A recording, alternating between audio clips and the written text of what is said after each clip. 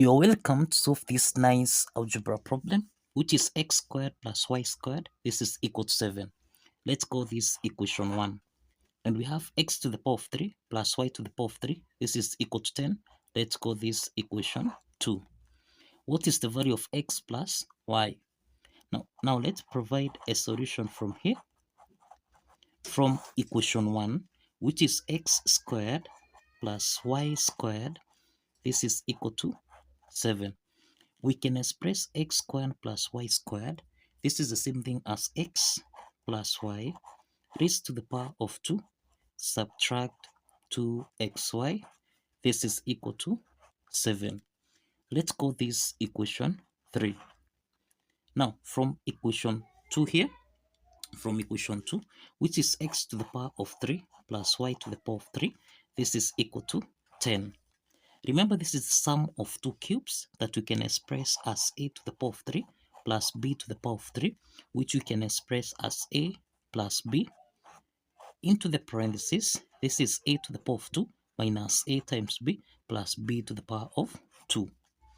Applying this identity, then we have x plus y multiplied by x to the power of 2 minus xy, then plus y to the power of 2, cross the parentheses. This is equal to 10. Now we have x plus y multiplied by, we can express x squared minus xy plus y squared. This is the same thing as x plus y raised to the power of 2, then subtract 3xy, cross the parentheses. This is equal to 10. Now let's expand this equation here. This is x plus y times x plus y to the power of 2. So this becomes x plus y raised to the power of 3.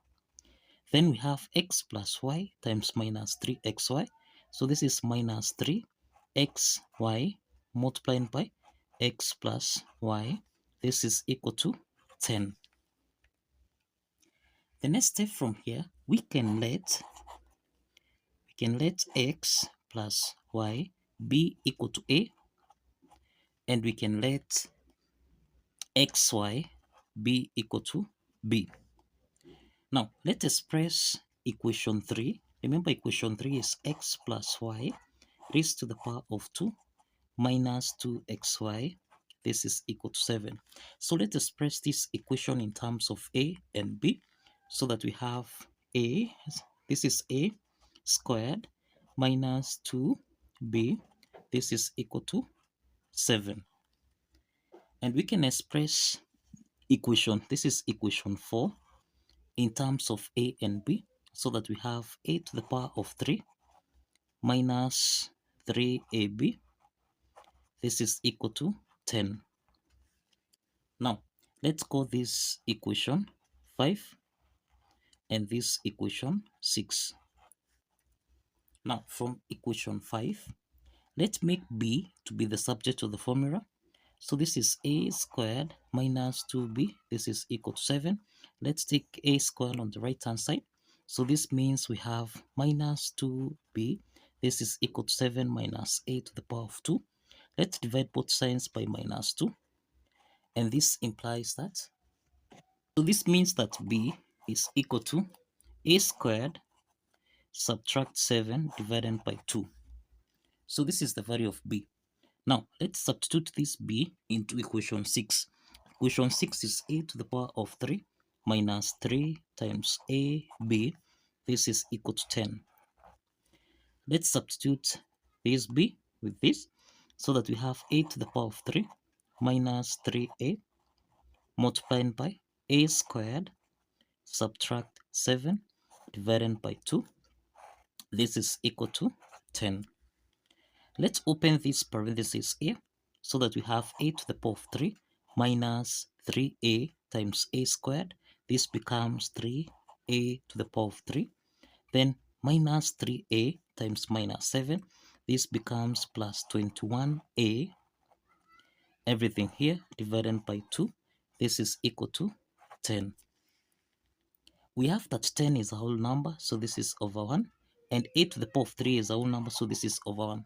Let's multiply everything by 2 from here, so that now we have 2a to the power of 3 minus 3a to the power of 3, then plus, let's simplify here, plus 21a, this is equal to 20. 10 times 2 is 20. Now, 2a to the power of 3 minus 3a to the power of 3, this becomes minus a to the power of 3, then plus 21a subtract 20, this is equal to 0. So let's divide everything here by minus 1, so that we have minus a to the power of 3 divided by minus 1. This becomes a to the power of 3, then plus 21a divided by minus 1. This becomes minus 21a, then minus 20 divided by minus 1. This becomes plus 20. This is equal to 0. Now, the next step is that we can express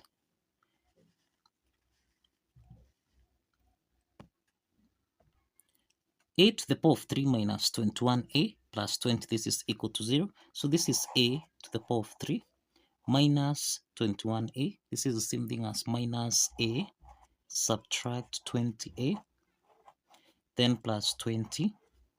This is equal to 0. So from this particular part here, this means that a is common. We can factor out a, so that here we have a squared minus 1. Then from this particular part again here, this means we have minus 20. 20 is common here. Into the parentheses, this is a subtract 1. Close the parentheses, this is equal to 0. Now, we can express this as a into the parentheses. This is a squared minus 1 squared, close the parentheses, minus 20, multiplied by a minus 1. This is equal to 0. A squared minus 1 squared, this is the difference of two perfect squares, expressed as a squared minus b squared, which we can express as a plus b multiplied by a minus b. Applying this identity, then we have a into the parentheses. This is a plus 1 multiplied by a subtract 1, then subtract 20 multiplied by a minus 1. This is equal to 0. Now, we have that a minus 1 is common here. So this means we can factor out a minus 1 into the parentheses. This is a multiplied by a plus 1, then subtract 20, close the parentheses.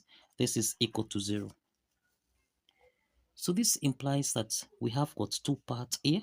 We have a minus 1, this is equal to 0, and we have a times a, which is a squared, plus a times 1, this is a, minus 20, this is equal to 0.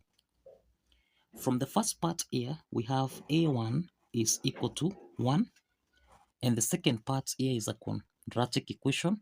We can solve this quadratic equation by factorization method. Product here is minus 20, and sum is equal to 1. So let's identify two factors. If we multiply these two factors, we have a value of minus 20. If we sum, we have a value of 1. So we have these two factors as 5 and minus 4. Now this implies that this is a squared plus 5a subtract 4a minus 20. This is equal to 0. So we have got two parts here. From the first part, we have that a is common, so we can factor out a. So this is a plus 5, close the parentheses, minus the second part here. 4 is common, we can factor out 4. So this is a plus 5. This is equal to 0. A plus 5 is common here, so we can factor out a plus 5, close the parentheses, so that we have also here a minus 4. this is equal to 0. So we have got two parts here. We have a plus 5, this is equal to 0, and we have a subtract 4, this is equal to 0. So we have that a2 is equal to minus 5, and we have a3, this is equal to 4. Now, if you recall, we insist that let a be equal to x plus y. So this means that x plus y, this is the same thing as the values of a. Okay, so we have a1, which is 1, we have a2, which is minus 5, and a3, which is 4. So this means that x plus y, this is equal to 1, comma, minus 5, comma, 4. So these are the values of x plus y. So thank you for watching. Kindly follow the steps, like this video, and kindly subscribe. Please like this video and subscribe. See you in the next video. Bye bye for now.